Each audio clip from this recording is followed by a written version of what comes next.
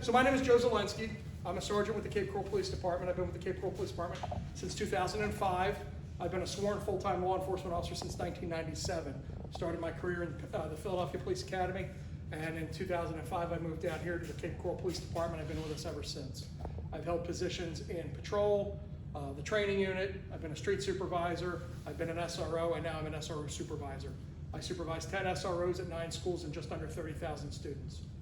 And that does not include the 100 or so staff members who are on each and every campus every day educating kids in our county. To my right is Officer Ian Ross. I will let Ian Ross read off his own resume. Short resume, nothing like that. I've been with the department for 10 years. I'm in the community-oriented police unit, so pretty much you do all community events just like this, do some presentations. I also work with the homeless, trying to get them services as best we can in the city. So I've done patrol and community policing. So that's what I do. Some years ago, Ian and I worked on nights together. We had a blast. There we go. I was very happy to see him join our bureau. We are part of the Community Services Bureau, so this kind of falls under our mission. While this isn't what I do full-time, or bike for that matter, I'm happy to be here and I can speak intelligently on the topic. This thing here is my bicycle. This is a Fuji. It's about 8, 9, 10 years old. And we have our lights, which you can see from 600 feet, and our headlights, which you can see from 500 feet. You'll notice that in a later slide, you'll see that is actually Florida state statute for the visibility for basically the same time you would use your headlights, dusk to dawn. So, go ahead and hit that slide. There's a couple pictures interspersed in here. One of the things what's that? Can we turn that? Absolutely not. It was entirely designed to blind someone. And if it has worked, then yay us. There you go. Sorry about that. Look at the bright side. That's the cheapest laser eye fixing you're going to get. I'm just going with this. Yeah, go ahead. Let's go take it for a ride on me. Well, Oh. the kickstand now. The kickstand's in the back. There you go. Those. Got some late arrivals? We just started.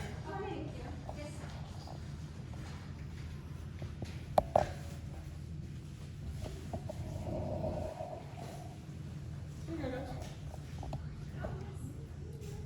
There you go. You're welcome. There you go. So we'll order all for you guys. Everybody agree?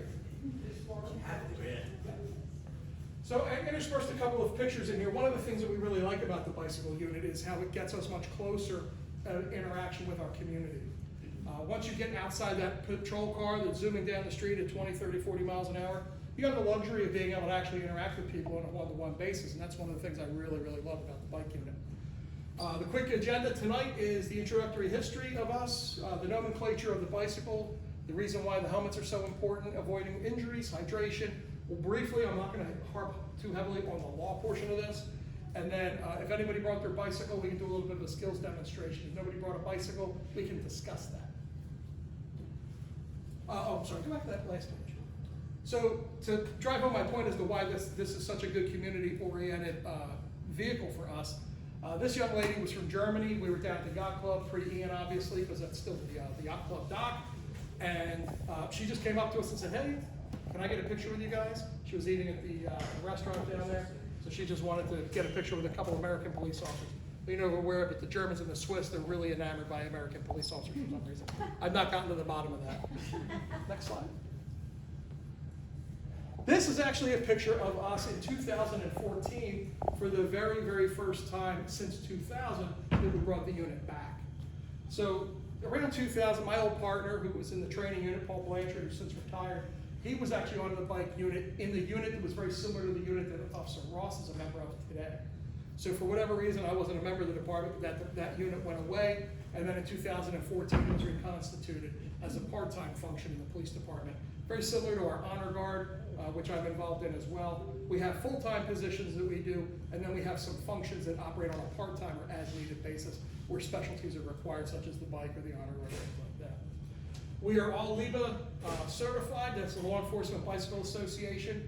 In 2023, I just checked on this yesterday to make sure I had my numbers correct. We have 19 certified officers who recertified in November of 23. And that is a 10-hour recertification that we do And usually that ride is about 30 some miles, give or take. It also includes a lot of slow riding. The lion's share of what we do on a bicycle is not at speed.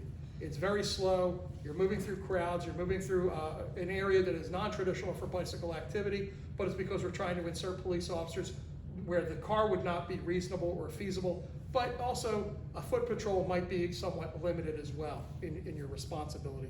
Think something on 47th Terrace when it's crowded. The 40-hour course, which is way more fun, that's a week-long course, and that constituted about 130 miles, and half of that week was in full police uniform. When I say full police uniform, what I'm wearing now, plus the carry vest and all that gear. So we left those in the car because we kind of like to just get them off. You give me 5 minutes to take that thing off, I'm taking all 5 minutes. Right now we have about 20 bikes in the inventory. We're in a very equipment flexible period right now because we're moving. These bikes are pushing up to about 10 years old, so it's not getting really financially viable for us to continue to repair these. So we're at a point now where it's probably more cost effective to replace them. So a lot of these bikes, that's one of the original Fujis, which I just happen to like the old stuff because frankly, if I drop it or I break it or it falls, nobody cares.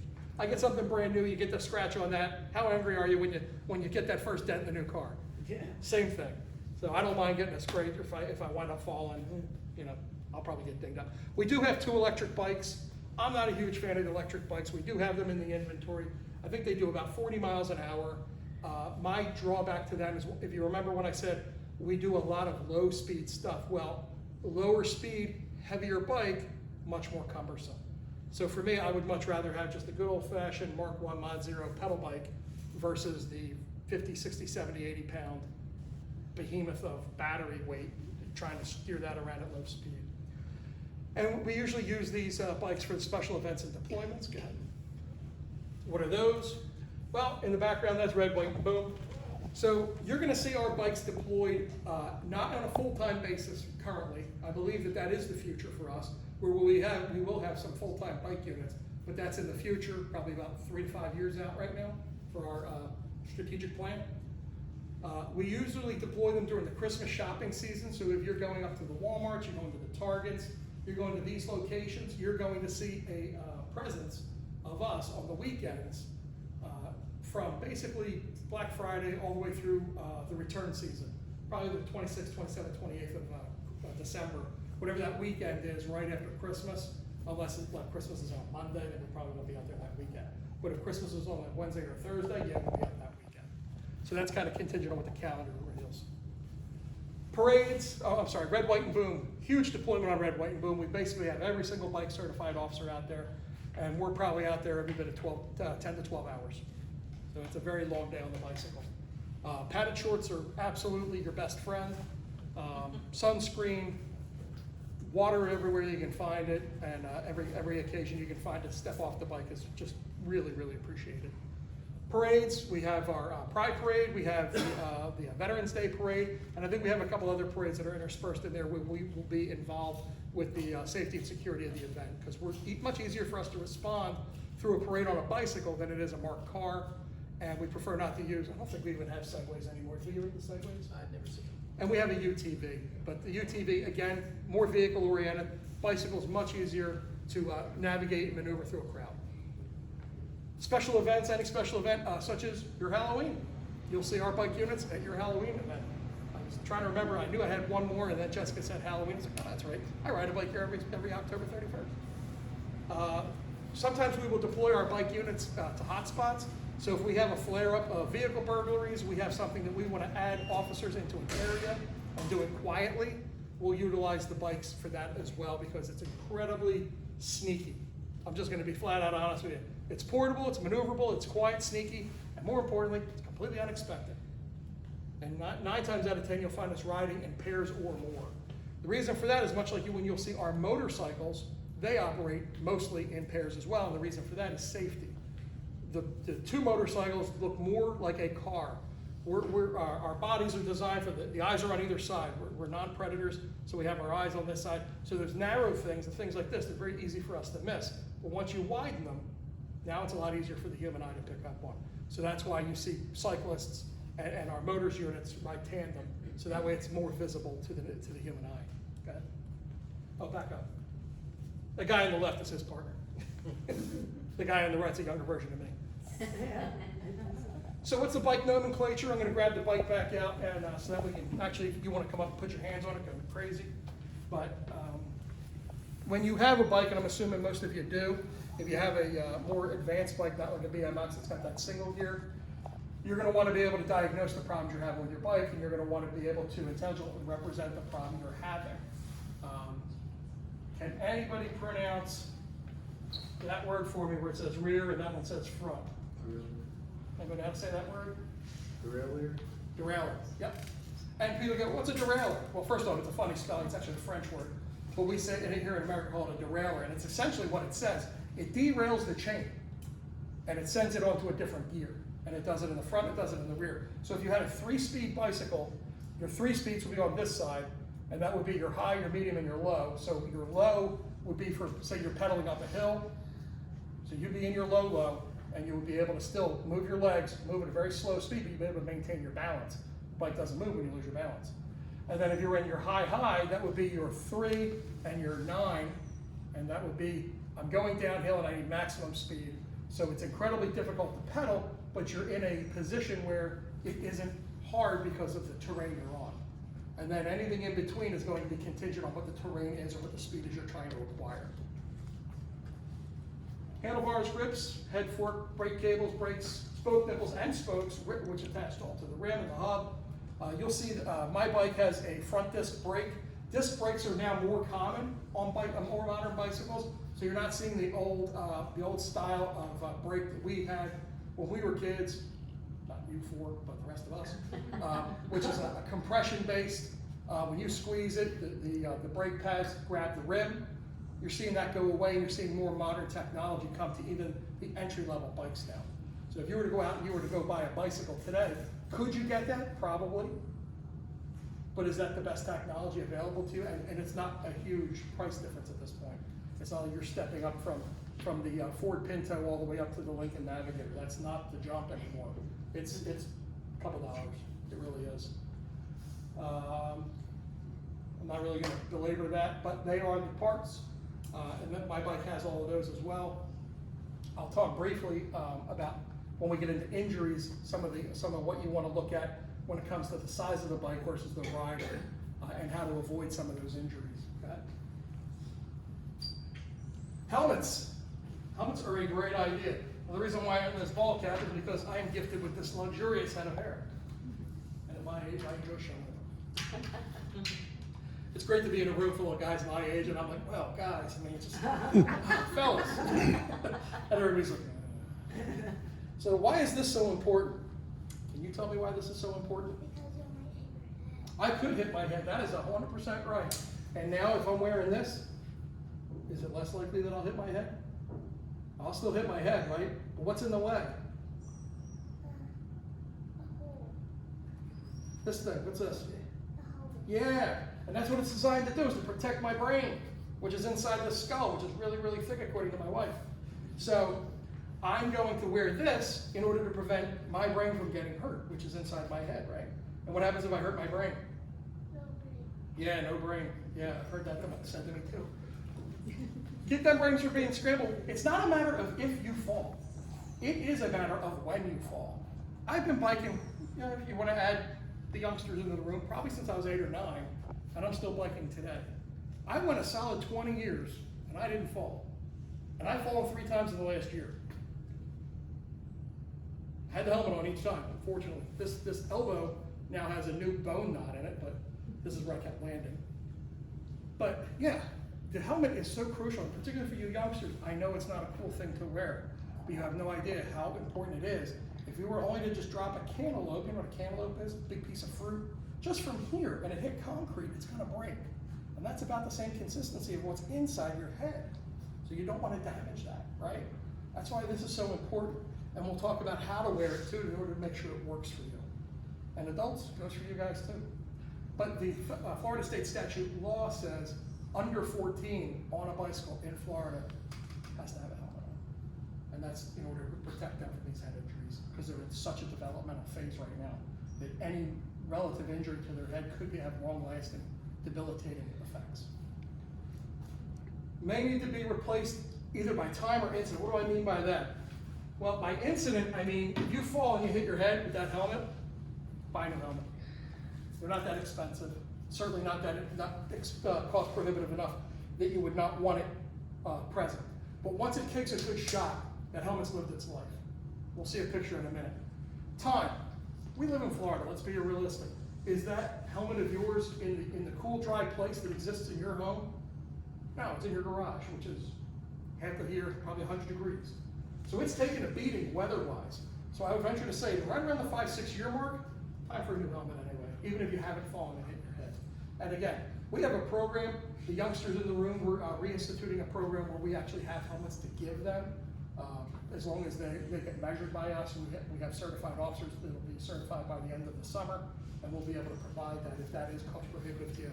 We're much more worried about them getting hurt than we are worried about you being able to financially afford a helmet. Just get them a helmet, insist that they wear it. Need proper fit to be effective. If you're wearing it cocked back, like I wear my hat, this is not going to be an effective helmet. And if you notice when I put my helmet on, it's set much more level. And you'll see a slide a little bit later, and then I'll put mine back on, you can get a better view. You want to ensure the quality. I have a slide for that as well. And then eyewear is so critically important. None of us are allowed to ride our bikes without having, and most of the time we do it in sunlight, but we're supposed to have clear lenses. Why do you suppose? Because it might be a little too dim, and like some things might be darker, like maybe a black car, and you might not see it coming, and the car can't see you, so you can't get out of the way. I certainly would not want to use my sunglasses at night for that very reason. You're 100% right. So I do have a pair of clear lenses that I would use in the dark, and then on an overcast day, I would use my clear lenses. But a lot of the things that we see are debris related. This is the same reason why there's a Florida state statute that insists that motorcycle riders have eyewear. So either you wear the helmet or you can wear goggles. But because there's so much debris being kicked up by tires, particularly in a city that has as much construction as we do, and the fact that we pretty much live on a giant sand pit, that's constantly being kicked up and thrown. All that road debris, I ride on the roads, and I'm constantly seeing things getting thrown up. And if that was to go into your eye while you're pedaling, what's your first instinct gonna be? It's gonna be clear that obstruction out of your eye. Well, what are you no longer concentrating on? What you're doing on the bicycle, which means you're going to most likely need that helmet. Go ahead. Back up one. So I want to keep my thoughts inside my head with that helmet. You want to look for that Consumer Product Safety Committee sticker inside the helmet. That started in 1999. There's a couple of other ones that predate that. There were self-imposed regulations from the companies that were creating these helmets. The labor sticker will ensure that the level of quality exists. Like anything else in this world, there's really good quality things, and then there's junk. And you want the better quality of the two. Because you could have something that looks like a helmet and it not be as safety effective as you would prefer for your loved one or yourself. Helmets manufactured after '99 are required by law to meet this standard. And then there's some other labels that you may see inside it that are equal, that I would consider to be equal in quality, and that's the ASTM, ANSI, and SNEL labels. And they were voluntarily placed before '99. But in reality, do you really want to be using a helmet that was made 26 years ago? I know I don't. 25 years ago, I'm dating myself. No, I don't. You know, in fact, I just upgraded this helmet. This is the one that the company bought me. We all have the same one now. And I want to say this is a little more than a year old now. So, and I have my own helmet for my own bike. This is not what I ride around town. I have a bright lime green Giant that I drive or ride around, and I wear a bright green t-shirt with bright green sneakers and bright green shorts.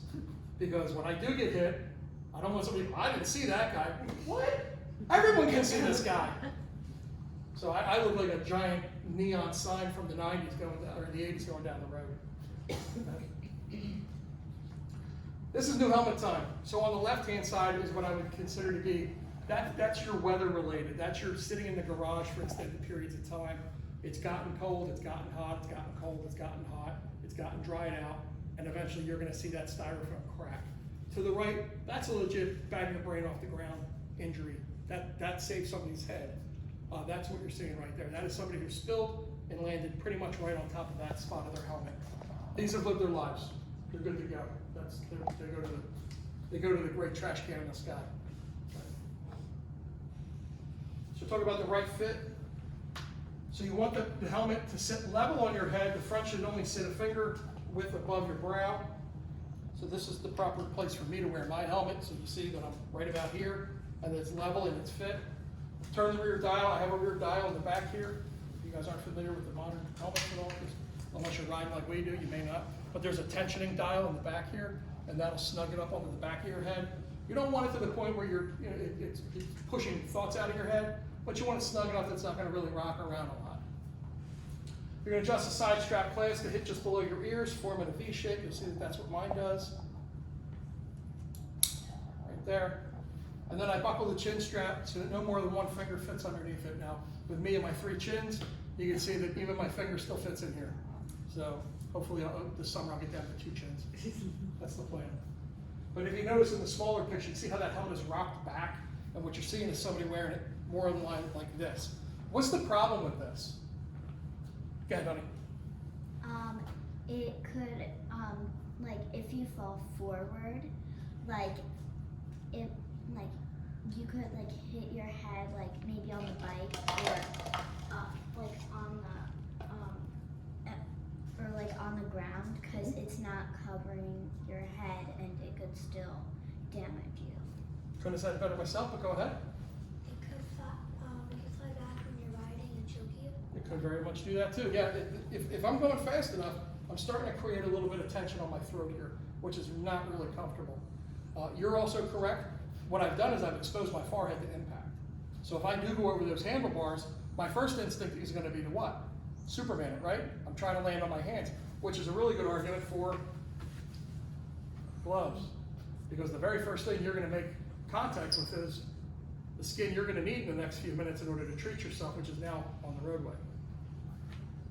But when you wear your helmet forward like this, now this is going to just break right off. This is not glued in or anything. This is 4 little tabs are holding this. It basically a sun visor is all it really is in place. And of course I got my little mirror, which really makes me look nerdy, and I'm okay with that because all I'm really doing there is I'm watching for something coming up from behind me. Somebody who's texting and not paying attention, or they're sliding over into the lane for whatever reason. They don't see me in my giant neon bike and shirt and pants and shoes. I'm able to see them, and I'm able to make a decision. Do I just want to bail out and go onto somebody's lawn? Because for me, that's the much better decision. There's a lot better physical decisions for me to make than getting hit and becoming somebody's hood ornament than I am to try to, oh, well, I'm going to stand my ground here and just, but the reality is I'm not winning that one. And if I can ditch my bike and land in somebody's front lawn, all right, doesn't matter, it doesn't come down to being right, it comes down to being healthy. Okay. So does my helmet fit right? Well, when the chin strap is buckled, you should have that snug but comfortable fit. You should not be able to move the helmet from side to side or up and down. You don't really want that. The helmet should sit level on the head, like we talked about. You want that forehead protection, so that way when you do come down over that handlebar, the first thing that's making contact is not your face or that head, it's that helmet. And I'm not saying you're not going to catch a concussion. All right, let's be very clear about what we're talking about. You are going to suffer an injury or two, but the injuries are going to be resolvable. You're going to heal from this. That head, even 15 miles an hour, 12 miles an hour, I usually bike somewhere around the 17 mile an hour stage. You come flying off the bike at 17 miles an hour, you're going to be very shocked at how fast 17 miles an hour is. Bottom edge of the helmet should be 1 to 2 fingers width above the eyebrow, so you want that pretty much right through here. And you also want to be able to fit in your eyeglasses. I have a pair of glasses I strictly bike with. These are not my biking glasses. I have a very thin pair of wire that come around my ears, and you sit very comfortably. And then they kind of wrap around so that way I don't get debris in from the other side. Okay. So let's try to avoid this. I don't want to see any of that. Go ahead. This is probably the crux of my message. I can harp on the law all I want. The law doesn't protect you in the crash. Good decisions on your part, common sense on your part, preparing for the worst on your part, that's what saves you from injuries. Don't ride on the wrong side of the road or coast through red lights. What is the wrong side of the road in Florida? Which side of the road is the wrong side of the road? Against traffic. Against traffic. Yeah. You need to ride with traffic. People always ask me, well, I come from such and such a state where it's system. Okay, great, well, how was that place and why are you here? It's the first question I asked. Did you see the sign that said, welcome to Florida? If you did, then that doesn't matter anymore. The reason why we want you to go with traffic is because drivers are more consistent with observing what they perceive to be traffic law. So all the cars in their lane are going in which direction? Their direction. Cars are very rarely coming toward them in their lane. So for you to drive a car, it's going to be commonplace for you to see someone going in the same direction as you. People make the argument, well, if I see him coming at me, I'm going to have plenty of time to react. I'm like, okay, let's do the math on that. They're traveling at 40 miles. This is like a sixth grade math question. You know, the train leaves LA at 4:27. It's not going to happen that way. I know you want it to happen that way, but I can assure you the math does not add up in your direction. It doesn't work that way. If you're proceeding with traffic and you're operating very similar to what you would drive a car like, you have a much better likelihood of not being involved in an incident. Flag your, don't coast through red lights. If you're riding a bicycle, you are subject to the exact same traffic laws as the driver next to you in the car. So if you're speeding along on your road bike and you're doing 35, which is not unrealistic for a road bike, 30, 35 miles an hour, and you come up on a stop sign, you are obligated to stop at the stop sign. You know why? Because all the drivers know to stop at the stop sign, and they're going to at least slow down, or as we used to say up north, slightly touch on the pedal. Flag your intention by using the hand signals. I have a slide later on for the hand signals. You don't have turn signals on your bicycle, so you need to foment your intentions to the other drivers around you to prevent them from either cutting you off, coming up from behind you. You know, there's a lot of examples I can provide you, but the gist of it is if you can signal your intentions, much like you would if you were driving a car, there's less likelihood of an injury. Ride within 3 feet closest to the shoulder curb. You're only going to take the lane when you have got to take the lane due to obstruction or debris, things along those lines. Or if you have a speed that you can pedal at that is consistent with the traffic around you. And that's only, pretty much for most humans, about a 15, 20 mile an hour zone. I don't know a lot of people who can maintain a 30, 35 mile, unless you're on an electric bike, to maintain that speed for an extended period of time, unless you're in the Tour de France. Ride in a predictable way about a meter out from parked cars. Why is a meter out from parked cars a good idea? I'll show you a slide later on. But do people park their cars on the side of the road and then fling the door to get out? They sure do. They sure do. When riding a shared path, when people are walking, use the bell to alert. There's plenty of ways around the bell. You don't have to have the bring, bring. I use on your left, and I say it plenty of time for somebody up ahead of me to know someone is coming up on my left. And then by the time they're turning around, they know that I'm on their left and I'm passing. It's not a moment where I startle someone and then they make a reaction that goes into the path of my bike and we meet by accident. Riding to abreast, make sure both riders are no more than 1.5 meters apart. This is for a larger group. This is going to be for 4, 6, 8, 12. You'll see groups like that here in the city, particularly when we get closer to Tour de Cape. You'll see groups of riders, and you see a lot of it on Old Burnt Store Road quite a bit. And you'll see a pack of riders, and they usually go to abreast because, once again, it comes down to that thing that I told you about with the cars. The wider, the more the human eye can pick it up, and then that way that group of riders is safer. Eventually, they're going to move to singles again, but they're taking a lane at one point because they're probably going to make a left-hand turn, or they're going to do something that is not straight or to the right. Don't ride to abreast on multi-lane roads. That's a really good idea. I would absolutely ride singles on a single-lane road. You're really looking to get injured, and you're just going to still jump in whenever you want. If practical, you must always use the bike lane. We're getting really good about that here in Cape Coral. You're seeing a lot of bike lanes going in. And you're going to start to see, my understanding is we're going to start to have bike boxes as well. That's a traffic feature that allows cyclists to be at the very front of the line in order to make their directional turns in a safe manner. It's going to keep traffic back behind them. And this goes for my younger people. Do not assume drivers see you. Do you guys ride bicycles? Okay. I have something I want to break some terrible news to you guys. Not everybody who drives a car is smart. I wish it was the case, but it's not. And they're sometimes distracted when they're playing with their phone or they're listening to music or something's falling. They're not watching for you guys. This is why it's so important for you guys to make sure that you're paying attention, because you're going to think that adult saw you and they didn't. So don't ever assume that, okay? When Avoiding injuries. Reduce your risk of accidental injury while cycling by assuming that cars have not seen you. One of the things I do is I make eye contact. And people have accused me of doing it in an aggressive fashion. So if I'm coming up to an intersection and I see a driver, and I know that driver has not seen me because we're looking over here and they're making this right-hand turn, and I need to just cut across, and I wait, and I'm staring, and I'm like, this is uncomfortable for you, not me. And then I get that eye contact, and they're like, oh, go ahead. Okay, now I know I'm not gonna wind up on the hood of your car. And I do that because, not to be aggressive, but I don't want to get hit. And I've seen a lot of people who assume someone has seen them and their presence and their intentions, and they've probably done a really good job of signaling that intention, but the driver hasn't seen it. So is it important for me to be right, or is it important for me to be healthy? I choose health over being right. Brake smoothly. I'm about to contradict myself on the very next slide. I saw myself do this, but here, I want to explain myself why. Braking smoothly. This has to do with normal usage, okay? I'm not talking about an emergency here. Hard braking is a common cause of cycling injuries. Why is that? I'll show you Physics 101 right here. So here we go. We're moving along. I hit the back brake. Right? Nice and smooth. Everything went nice, right? No crisis, no problems. Let's try the other one. Where's the rider going? Yep. So that's why we do that. If you are confident in engaging that rear brake first, and get consistent with engaging that rear brake first, hard braking is not nearly as dangerous as it would be if you get that front brake. But what happens if your rear brake fails you in the hard brake and the front brake grabs?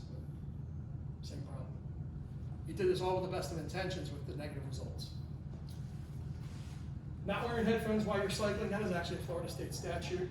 They make, I was happy to find this out on Amazon the other day, they make headphones. They're not actual headphones. They have a microphone near the ear, but not in the ear.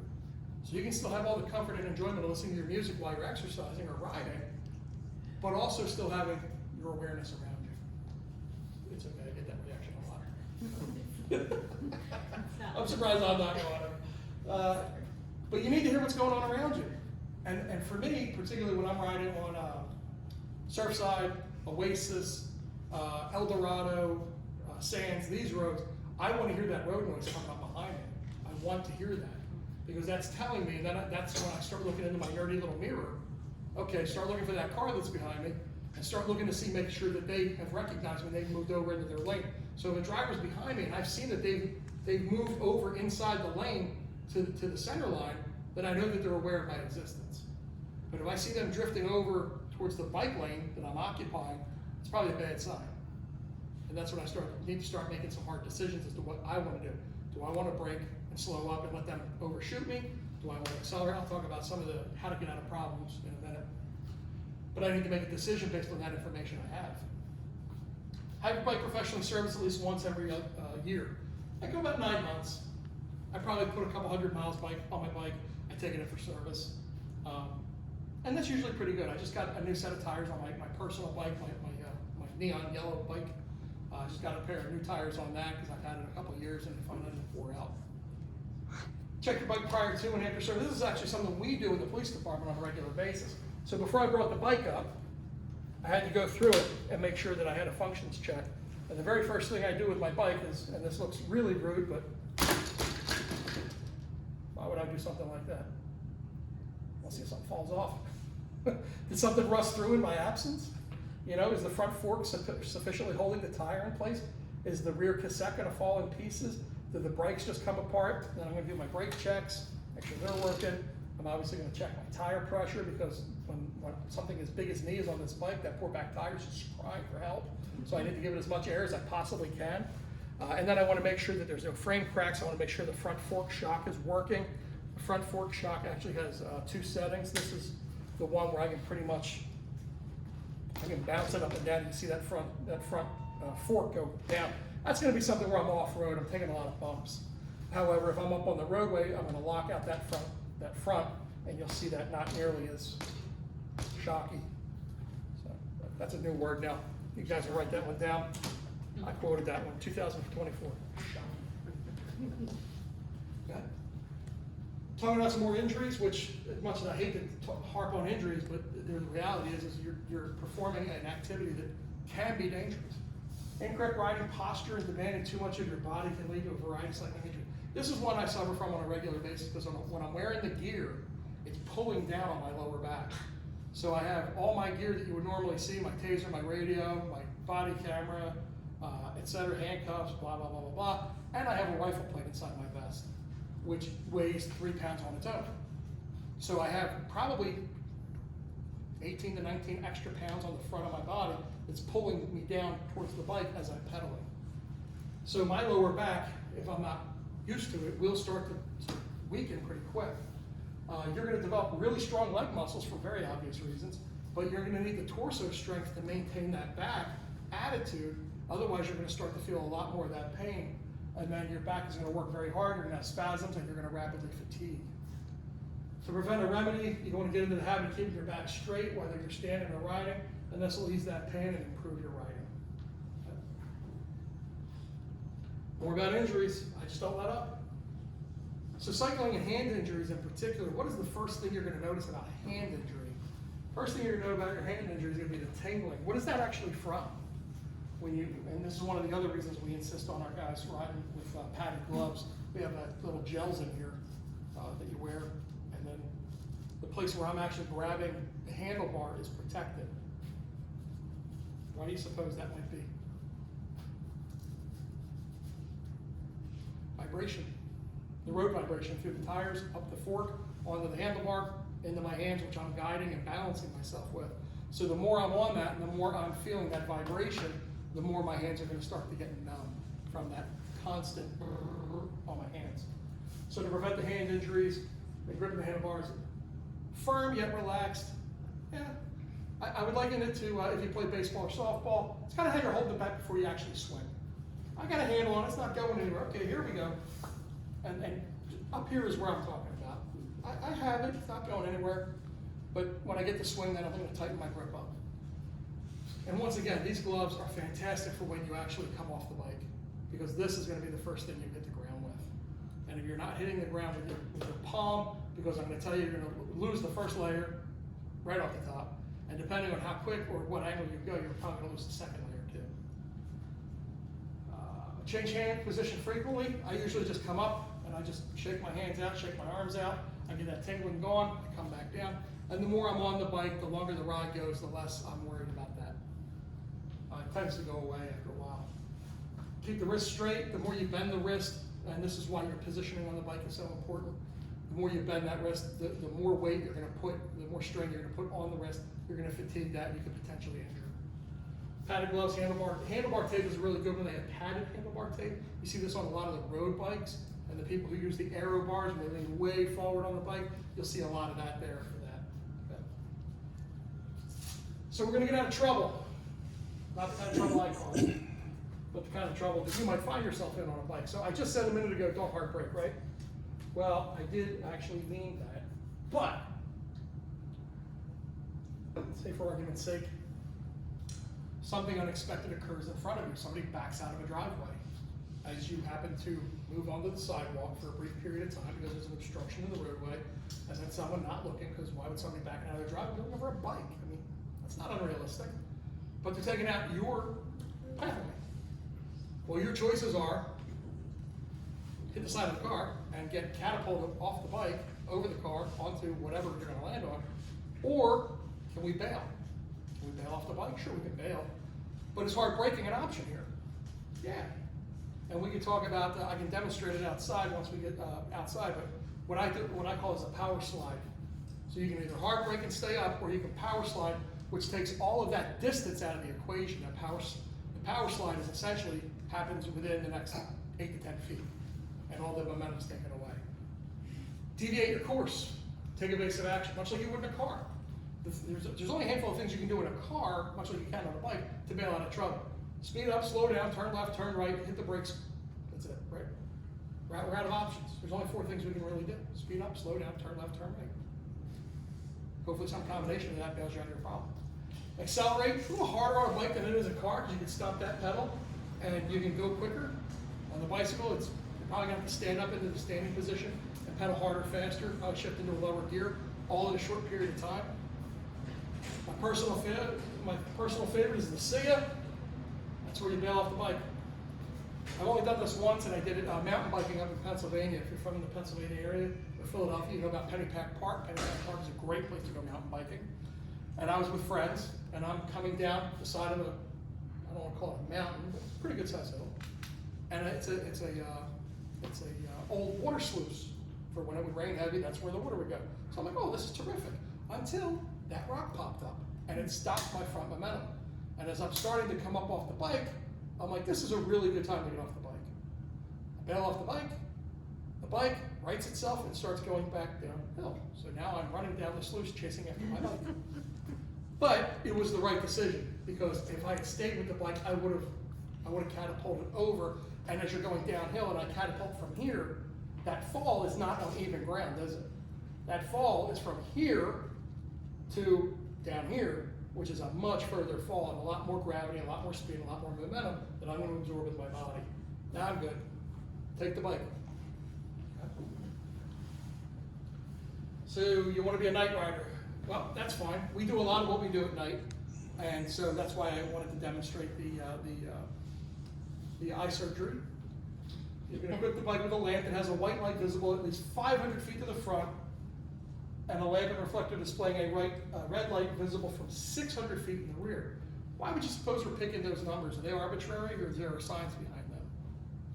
Think about how fast a person is driving a car and how quickly they're covering 500 to 600 feet. So if you're visible at that distance, they know something exists in that area at 500 to 600 feet. 500 from the front, 600 from the rear. And the reason we want more distance from the rear is because that's the direction traffic is going to come up behind us. I like these strobes personally because they don't look like anything else that anybody else uses. So when I put my rear light on, I put it on a strobe effect. That's something that really catches the human eye, even if it's on one of them. And then the front light, I don't use a strobe in the front because I'm actually using that as a headlight, so that kind of really just drives me nuts. So, but they're relatively cheap. They are USB compatible. You can plug them right into the same type of wire you would put your cell phone in, and the charge lasts, I think we get 2 shifts out of it. So it's worth its money. It's what do they cost, about 30 bucks? About 30 bucks for the set. And we have a whole bunch of them down there. We have an area where we keep all of our bike equipment. It's kind of like giving you this side on what we do, where we will take them out. You have to sign them out the same as you sign the bike out. You are absolutely, even if you're using the bike during the day, you're taking lights with you. Because you don't know what's going to happen. You want to be prepared for it. So stretching. I read a really interesting article the other day. It says you're not getting older, you're not stretching. And I was like, oh, man, does that hurt? You know, and my chiropractor's like, you need to stretch more. I gotta stretch 3 times a year. I gotta stretch more. Okay, stretch more. When should you stretch? Before, during, and after, right? You want to stretch before because you want to get that loosen out. You don't want to be tight when you get on the bike. Stretch during when you're going to take that water break or that snack break, when you're going to get those carbs in, or that gel pack, whatever you're going to do if you're riding for an hour or so. And then when you're done, that when you're done one is going to really reveal whether or not you have some injuries. Because you're going to go in, reaching into a direction, you're going to go touching something, and you go, whoa, I wasn't there earlier. What did I do? Especially in your lower back, because then you're going to feel what I feel with that vest pulling down on me all the time. When I get off that bike, the first thing I do is, oh, why? Why is that happening? I know why it's happening now. How long should I stretch for? Well, this is an interesting thing, because if you're strictly looking to stretch where you are, 20 to 30 seconds, but if you want to increase your flexibility, you're looking at a minute. And back when we were kids, they told you, oh, bounce it. Bouncing causes injuries, flat out. So every morning I will stretch my hips out. And believe it or not, I know I don't look it, but I can actually touch my toes. And I'll touch my toes for 30 to 40 seconds every morning, and then I'll do it 2 or 3 times. And if you're looking to increase that flexibility, you're going to want to do that stretch 2 to 4 times each time you do it. And you'll be surprised, in a very short period of time, I found myself able to, and when I do it long enough, I can get all 4 fingers down. And I almost can get my palm down, but I just don't think I can. I just don't think I'm built that way. So I don't think I'm going to ever get my palm down there, but I'm very happy to when I get all my digits down. It's like, yeah, that's going to be a good day. How many stretches should I do? They say 2 to 4 times. And this information, when we were kids, we had to look at this books, we had to trust other people. This information's everywhere now. You know, you can go to your chiropractor, first thing your chiropractor's gonna say is, well, you can look it up on this website. You can look at this YouTube video. All right, well, take advantage of that. Because they're gonna actually show you physically how to do it. And if you didn't get it the first time, press pause, rewind, play it again, and you can get that information again. How far should I stretch? It should never be painful, but it should not be comfortable. And there is a happy medium in there, where you want to reach out, there's a little bit of discomfort. And what I found myself doing it, and the way I do it is, instead of balancing, I just take a breath. And I'll breathe in, and as I breathe out, I find myself stretching again. And I'm like, okay, I'm out of oxygen. And then the second finger touches. And then the third finger touches. And so on. And that's how I've got to be able to do it. This is so critical, hydration. And it's funny, I got in my car yesterday, I was heading out to meet up with some friends, and I looked down at my console and I did not have my omnipresent water cup. And I was like, oh, I'm gonna die between here and there, aren't I? Because mentally, I'm so used to having some water near me to stay hydrated here in Florida, because in our line, we're constantly wearing the body armor, which is sucking all the moisture right out of our body. We wear a dark uniform in the sunlight. So everything is against us for hydration except for actually hydrating. So we constantly have water with us. Upon waking up, if this is gonna be a bike ride day, 20 ounces of water to wake up the body. You squeeze a little lemon or orange in there, that little citrus in there is really good for the body. It's a little jolt of vitamin C, gets you up and moving. And it wakes up your metabolism and replaces all the lost water you lost over in your sleep. Because what's the first thing we all do when we wake up? Same thing I do when I wake up. You gotta replace it. So the very first thing you wanna do is you wanna wake up all those organs inside your body with some water. That's what we're craving. 1 hour prior to the ride, drink 20 ounces of water. That's like a soda can and a half. You know, soda can's what, 12 ounces? 20 ounces is pretty much almost 2 of those. Place fluid loss exercise on an electrolyte drink. I'm not a huge fan of doing all this, but for some people it's great. This isn't Joe, but this could totally be you. Evidence shows that people hydrating with plain water don't replace the electrolytes, the sodium, potassium, calcium, magnesium, chloride, resulting in professional riders call it bonking. That's their phrase. Particularly the Europeans who are huge into this, they call it bonking. And that's where all the depletion has occurred. There's no glucose in the system. They're strictly burning off body fat, body power, and they're just done.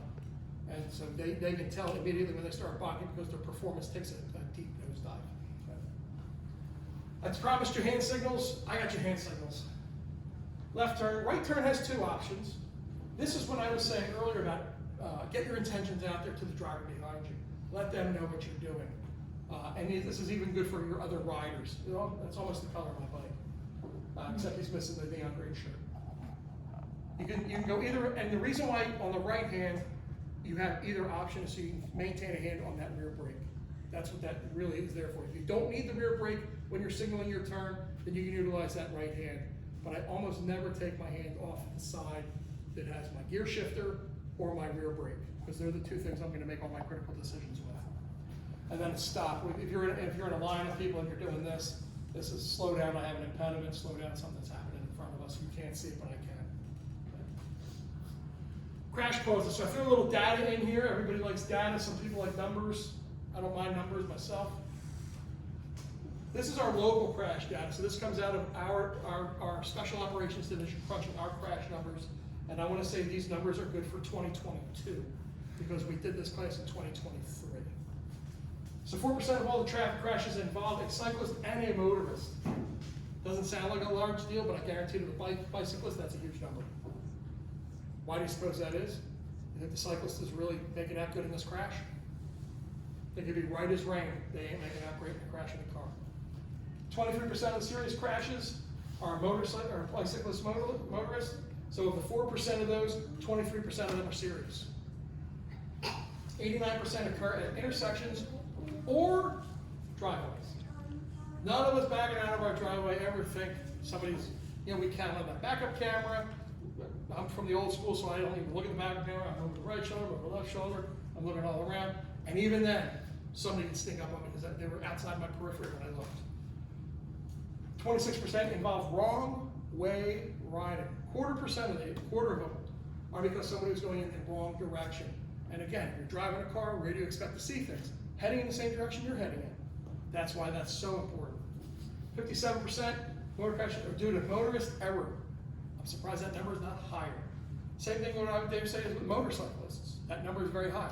Very rarely, in our experience, is the motorcyclist doing something, and obviously when speed or alcohol are involved, I'll take that out of the equation.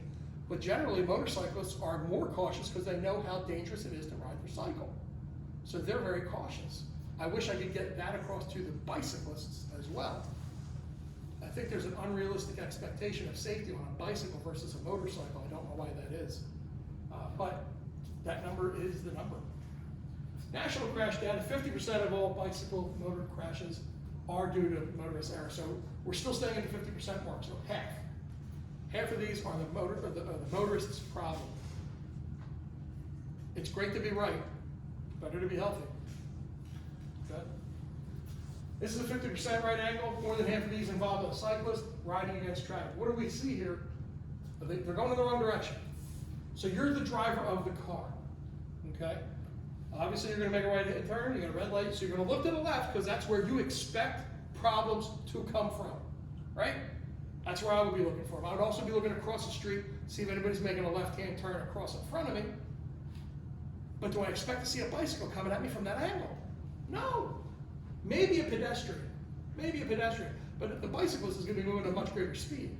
Your pedestrian is moving 2, 3, 4, 5 miles an hour. Your cyclist is going much faster than that. So after you've already checked to your left, and now you're starting to your right, and you're probably on the move, that cyclist gets in front of you, just like that. That's why going in the correct direction is so important. Bicycle is a vehicle and is required to follow all the rules of the road. Stop signs, yield signs, one-ways, all of that. Red lights, same thing. Can we issue a citation to somebody riding a bike? The answer is? Yes. Can we arrest somebody for DUI on a bike? Yes. And it happened. Actually arrested somebody for DUI on a horse. That has happened here in the city. Cyclists fare best when they act and are treated as drivers of vehicles. So you as the driver of an automobile see a cyclist, treat that as a vehicle. And conversely, when you are a cyclist, ensure that you are behaving as a vehicle. But just realize that you don't have the same protections that a vehicle has in a crash. You're gonna take the brunt of that, okay? Avoid the door zone. We talked about the meter away. So if you're utilizing a bike lane, you want to slide to that far end of the bike lane if you're passing cars that are parked, because people are on their phone, people are doing this, they're checking that, and then they're going to fling that car door open, and you're going to hit that car door, and you're going to go right over the car door. And that is happening. Whereas if you take advantage of that far end of that lane, that doorway should not be able to reach out to you. But anytime I'm riding in a bike lane and I have parked cars on my right, I'm constantly looking in the driver's seat, looking for drivers or passengers on that side of the car. And if they exist, I slow down because I'm waiting for that door to fling open in front of me. Okay. We didn't talk about dogs, by the way, and I didn't really put that in there because it's such a niche portion of the conversation. But that's something that you want to be cautious of as well. Somebody whose dog is off leash, and dogs love to chase bicycles. They look like chewy toys, I guess. And that's something you want to be very cognizant of as well, because you could deviate out into traffic and have a result you didn't expect because you're avoiding the animal. So that's something you want to be very cautious of when you see a dog. And when we're riding in groups, we'll say dog or car right, car door, debris, we'll announce that.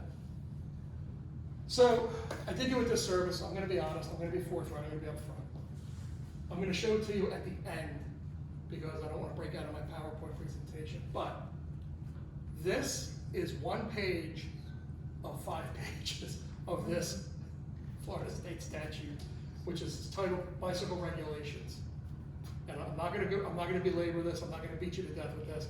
This does exist. That is the Florida State statute. I invite you to gaze upon it in your own leisure when you have free time. The parts that I would mention here in this room is I would look at section D, which is if rider or passenger is under 16 years of age, they must wear a bicycle helmet that is properly fitted. So if you have youngsters, going to be teenagers, that is a requirement per Florida State statute. You can ride a bicycle and not wear a helmet, it's perfectly legal. You need to have, actually you don't even have to have the eye protection, it's a strong suggestion. But for those who are 16 years and younger, it's a law. So we are wrapping up That is actually a picture from the NYPD Scorcher Squad, circa 1895. And they had, I forget the name of the bicycles that they had there. But if you want, we can go outside and use the bike and we can demonstrate some stuff. If you guys have had enough of my droning on, I'm totally cool with that as well. But some of the things that we would go over is if you had brought your bikes with you, we would set up the serpentine, which would allow you to get a real handle on how much you're leaning in. One of the suggestions I make to everybody who's a rider is do not look at what you want to avoid. Always look where you want to go. And you will be really surprised at the end results. So if you see an impediment, do not concentrate on the impediment. Concentrate on the safe path. Put your eyes on that and mentally talk yourself through that path. And you know what will happen? That impediment goes away and you go through the safe path. I've done it myself, I've taught it, and we do the same thing when we do the turn box. We have the flags in the truck, I brought them just in case you guys wanted to do it. We create a box, and you gotta do a figure 8 in the box. Well, the trick is you don't look at the box. The box is a mental thing. What you look at is where I want the front tire to go. And we utilize shifting and ratcheting in order to do that. Ratcheting is essentially where you take the bike and you're just putting enough push onto the pedal to keep the bike moving. And it allows you to maintain your balance. The more you're moving your feet and you're doing that 1 or 2 miles an hour and you're barely moving, but you're able to negotiate the bike at that speed. That's all you want. Because once you start going all the way down, well, what happens to your balance? Well, now I'm off balance now because I'm way down here and I'm way up here. But if I'm right here and I'm even and I'm moving the bike with the pedals, ratcheting them back and forth, I stay balanced very well. Okay, so I kind of gave you the last point, which is look where you want to go. Don't look where, and that was the mistake I made on that downhill on the impediment back part. I looked at the impediment, and I shouldn't have. And as soon as I looked at the impediment, I knew, you idiot, and I knew the end result. I'm bailing off this bike. Fortunately, I was able to catch my bike before it got down there. Yes, ma'am.